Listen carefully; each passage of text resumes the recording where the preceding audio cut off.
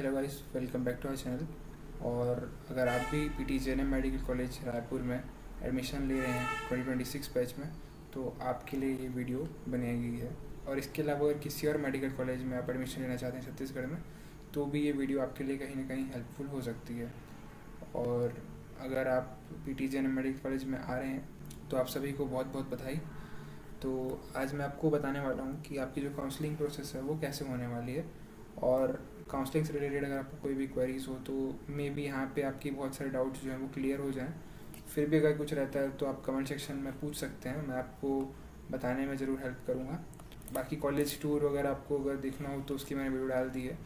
ये वीडियो कहीं ना कहीं आपके एडमिशन प्रोसेस को स्मूथ बनाने के लिए मैं बना रहा हूँ, क्योंकि मैं भी जब पहली बार आया था तो मुझे भी कुछ कुछ डाउट्स हो जाते थे, बट मैं उन चीज़ों को सीख लिया था, समझ लिया था, तो थोड़ा सा इजी हो गया था। तो अब मैं आपको बताता हूँ कि अगर आप जेएनएम में एडमिशन लेने वाले हैं, अगर आप ऑल इंडिया कोटा से एडमिशन लेते हैं तो इन कुछ चीज़ों का आपको ध्यान रखना पड़ेगा। तो जैसे कि हम यहाँ पर देख लेते हैं कि डॉक्यूमेंट क्या क्या आपको रिक्वायर्ड रहेंगे। अगर आपको ये सब डॉक्यूमेंट्स या ये जितनी भी चीज़ें मैं यहाँ पर बता रहा हूँ आपको देखना होगा, तो आप यहाँ पर जस्ट सिंपली पीटीजेएनएम का वेबसाइट खोलेंगे।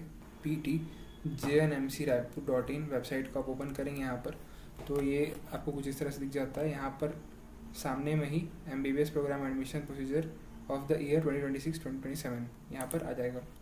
तो जस्ट आपको यहाँ पर क्लिक करना है और उसके बाद यहाँ पर आपको ऑल इंडिया कोटा और स्टेट कोटा दोनों का जो है एडमिशन का प्रोसेस यहाँ पर शो हो जाएगा।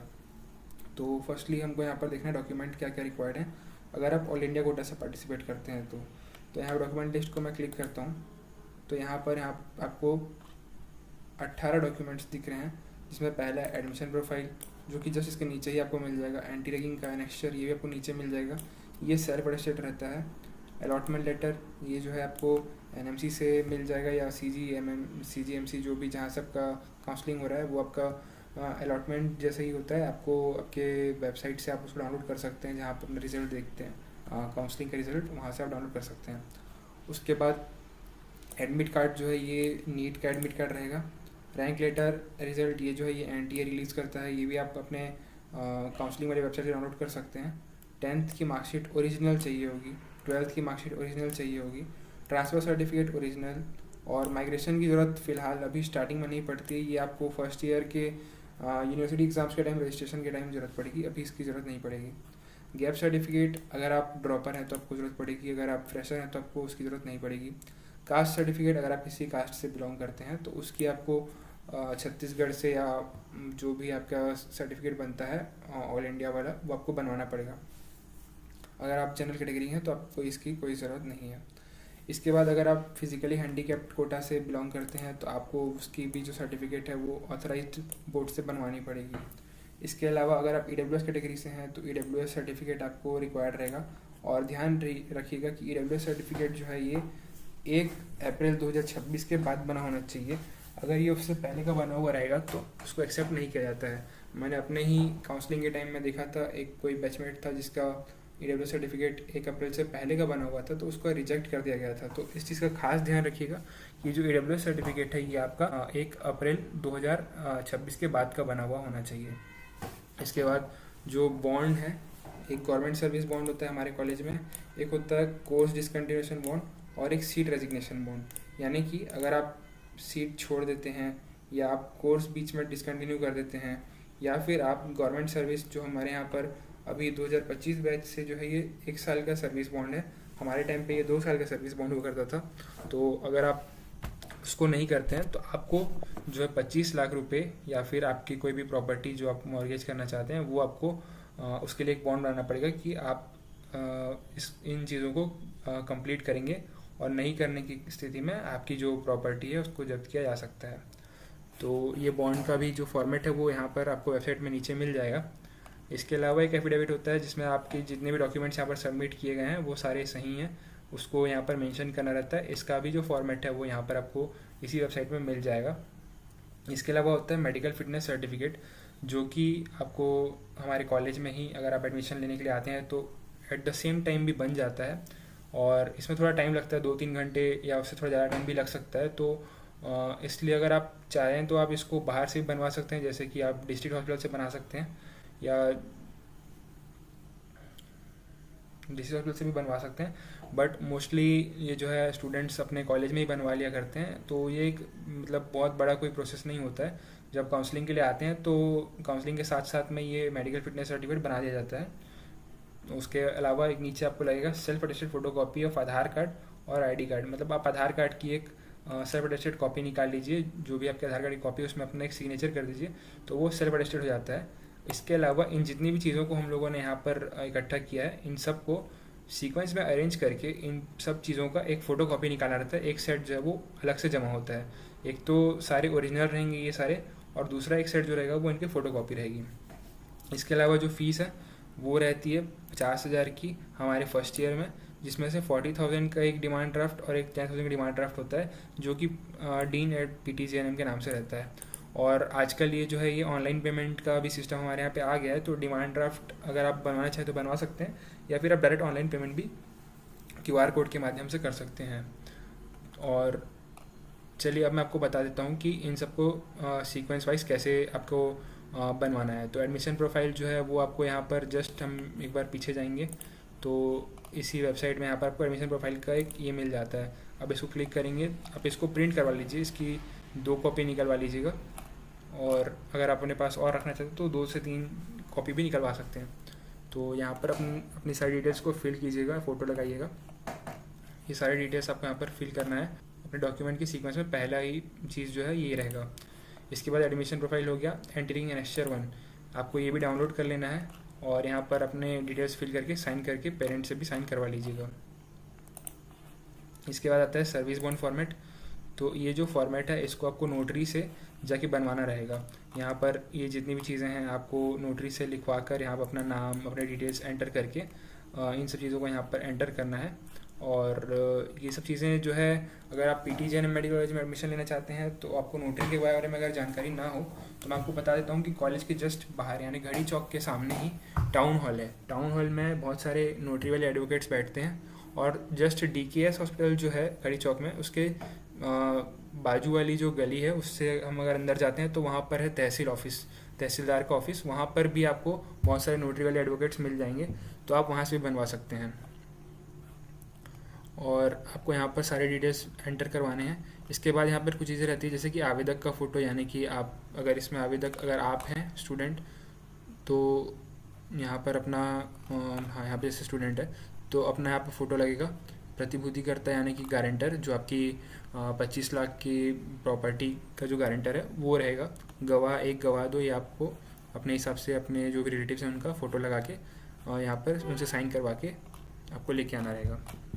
और ये सारा चीज़ जो है ये नोटरी वाले आपको बता देंगे। वहाँ से नोटरी वाले बॉन्ड पेपर में या इसमें जैसे 250 रुपये के स्टैम्प पेपर में बनवाना है, तो ये आप ध्यान रखिएगा कि 250 रुपये के स्टैम्प पेपर में ही बने, ये नोटरी वाले करवा देते हैं। इसके अलावा जैसे कोर्स ब्रेकेज बॉन्ड है तो इसका भी वैसा ही फॉर्मेट रहता है, ये भी 250 रुपये के बॉन्ड पेपर में बनता है। यहाँ पर अभिभावक का फ़ोटो यानी कि पेरेंट्स का, प्रतिभूतिकर्ता यानी गारंटर का, गवाह 1 गवाह 2 यहाँ पर फ़ोटो लगेगी, और उसमें भी अपने साइन करवा लीजिएगा। 250 रुपये के जो स्टैम्प है इसमें ये बनता है। इसके अलावा एक कोर्स रेजिग्नेशन एफिडेविट है, यानी कि आप कोर्स नहीं छोड़ेंगे, इसका जो एफिडेविट है ये भी 250 रुपये के बॉन्ड पेपर में बनता है। यहाँ पर भी अभिभावक यानी पेरेंट्स का, प्रतिभूतिकर्ता यानी गारंटर का और गवाह का फ़ोटो लगेगा, एंड देयर साइन, उनका नाम, डिटेल्स। उसके बाद आता है मेडिकल सर्टिफिकेट नोटिस। तो अगर आप इसको क्लिक करेंगे तो यहाँ पर लिखा हुआ है शैक्षणिक सत्र 2026-27 में महाविद्यालय के MBBS पाठ्यक्रम प्रवेश हेतु आवंटित समस्त अभ्यर्थियों को सूचित किया जाता है कि वे प्रवेश प्रक्रिया के दौरान समय के अभाव में असुविधा से बचने हेतु चिकित्सा प्रमाण पत्र राज्य के किसी भी जिला चिकित्सा बोर्ड से जारी चिकित्सकीय परीक्षण में पात्र प्रमाण पत्र प्रस्तुत करें, जिस हेतु यह प्रक्रिया महाविद्यालय आवंटन के पूर्व ही किया जाना सुनिश्चित करें। तो आप इसको यहाँ पर ये लोग कह रहे हैं कि आप इसको डिस्ट्रिक्ट हॉस्पिटल से बनवा लीजिए। अगर आपके पास अभी टाइम है, आप चाहें तो आप बनवा सकते हैं, पर अगर आप चाहते हैं कि आप यहीं पर आके बनवाएंगे तो कोई दिक्कत नहीं, यहाँ पर भी बन जाता है। ये प्रोसेस को स्मूथ करने के लिए और जल्दी कंप्लीट करने के लिए आपको ऐसा बताया जा रहा है कि आप डिस्ट्रिक्ट हॉस्पिटल से बनवा लीजिए, तो ये भी आपके लिए बेटर है। अगर आप चाहें तो पहले से बनवा के आ सकते हैं, तो आपका प्रोसेस जो है थोड़ा सा और आसान हो जाएगा। इसके बाद एफिडेविट फॉर्मेट फॉर डॉक्यूमेंट्स, तो ये जो है 50 रुपये के स्टैम्प पेपर में बनता है। यहाँ पर आपको बस ये लिखना है कि मैंने जितने डॉक्यूमेंट्स जमा किए हैं ये सारे सही हैं और सारे ओरिजिनल हैं, तो इसमें कोई कंट्रोवर्सी नहीं है। ये सब चीज़ें यहाँ पर लिखी हुई रहती हैं। इसके बाद यहाँ पर भी अपना हस्ताक्षर यानी साइन लगेगा, गवाह का साइन लगेगा, और आवेदक मतलब आपका साइन यहाँ पर रहेगा। ठीक है, इसमें लिखा है कि उसमें से एक जो है वो आपके पेरेंट्स होने चाहिए कोई एक, तो वो चीज़ का भी आप ध्यान रखिएगा। अब हम देख लेते हैं अगर स्टेट कोटा से अगर आप एडमिशन लेते हैं तो आपको क्या क्या चीज़ें ध्यान रखनी है। तो उसमें भी डॉक्यूमेंट लिस्ट फॉर एडमिशन अपन खोल लेंगे एक बार। तो यहाँ पर कुछ चीज़ें एक्स्ट्रा है, जैसे यहाँ पर 22 चीज़ें हैं, वहाँ पर 18 चीज़ें थी। तो इसमें क्या ऐड हो जाता है वो हम देख लेते हैं एक बार। तो यहाँ पर जो है डोमिसाइल सर्टिफिकेट ऐड हो जाता है, क्योंकि आप स्टेट कोटा में एडमिशन ले रहे हैं तो आपका छत्तीसगढ़ का डोमिसाइल जो है वो होना चाहिए प्रिस्क्राइब फॉर्मेट में, जो कि आपने अभी तक तो बनवा लिया होना चाहिए। को ये सारे डॉक्यूमेंट्स जो भी हैं आप इनको रेडी रखिएगा, क्योंकि लास्ट टाइम पे थोड़ी दिक्कत हो जाती है। तो आपके पास पहले से सारी चीज़ें रेडी होनी चाहिए। इनकम सर्टिफिकेट की बात यहाँ पर हो जाती है, अगर आप ओबीसी कैटेगरी से बिलोंग करते हैं तो आपके पास 3 साल में से जो भी इनकम सर्टिफिकेट है वो आपके पास एक अवेलेबल होना चाहिए। और अगर आप फिजिकली हैंडीकैप्ड इशूड हैं, मतलब आप फिजिकली हैंडीकैप्ड स्टूडेंट हैं, तो आपके पास स्टेट बोर्ड से जो बना हुआ डॉक्यूमेंट है वो होना चाहिए। अगर आप फिजिकली हैंडीकैप्ड नहीं है तो आपके लिए नहीं है। इसके बाद फ्रीडम फाइटर, अगर आपके फैमिली में कोई फ्रीडम फाइटर हैं जिनसे आपने अगर फ्रीडम फाइटर वाला कोटा यूज़ किया है, तो आपको यहाँ पर जो है फ्रीडम फाइटर वाला जो सर्टिफिकेट है यहाँ पर वो आपको रिक्वायर्ड रहेगा। इसके अलावा अगर आपके पेरेंट्स कोई आर्म फोर्सेस में बिलोंग करते हैं या एक्स सर्विसमैन है, पुलिस जो भी सैनिक बोर्ड वगैरह का रहता है, अगर इनमें से कोई है तो ये वाली डॉक्यूमेंट्स है ये भी आपके पास रेडी होना चाहिए। तो ये सारी जो चीज़ें थी ये एक्स्ट्रा थी। अगर आप स्टेट कोटा में देखेंगे तो बाकी सारी AIQ वाली चीज़ें जो है वो सेम रहेगी। तो यहाँ पर भी आपको ये सारे डॉक्यूमेंट्स जो है इनको सीरियली अरेंज करके, मतलब 1 से लेके 22 तक, या और इंडिया कोटा की अगर बात करें तो 1 से लेके 18 तक सारे डॉक्यूमेंट्स जो इनको सीरियली अरेंज करके आपको ओरिजिनल डॉक्यूमेंट और साथ में उनकी एक एक फ़ोटोकॉपी साथ में जमा करनी है। एंड फीस भी यहाँ पर भी सेम वही चीज़ें रहेंगी। 50,000 आपको पे करना है, 10,000 अलग से और 40,000 अलग से, 2 जगह ये पेमेंट करना रहता है।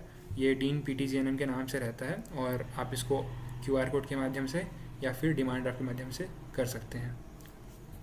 इसके अलावा अगर आपको कोई भी डाउट रहता है तो आप मेरे से कमेंट सेक्शन में पूछ सकते हैं। मैं ज़रूर कोशिश करूँगा कि आपको समझा दूँ या आपकी हेल्प कर दूँ। और अगर आप PTGNM में आ रहे हैं तो बहुत बहुत बधाई आपको। PTGNM में जनरली जो है ये एडमिशन का प्रोसीजर है ये या तो ओल्ड ऑडिटोरियम में किया जाता है या फिर LH6 में किया जाता है। अभी LH6 में थोड़ा सा फ्लोरिंग वगैरह का काम चल रहा है तो मे बी वहाँ पर ना हो, तो इस वजह से कहीं और हो सकता है। प्रोसेस काफ़ी स्मूथ रहता है, तो आपको चिंता करने की कोई ज़रूरत नहीं है। बस आपके पास जो रिक्वायर्ड डॉक्यूमेंट्स हैं वो कंप्लीटेड होने चाहिए, आपके पास अवेलेबल होने चाहिए। बाकी मिलते हैं कॉलेज में। एक बार और आप सबको कॉन्ग्रेचुलेशंस, थैंक यू।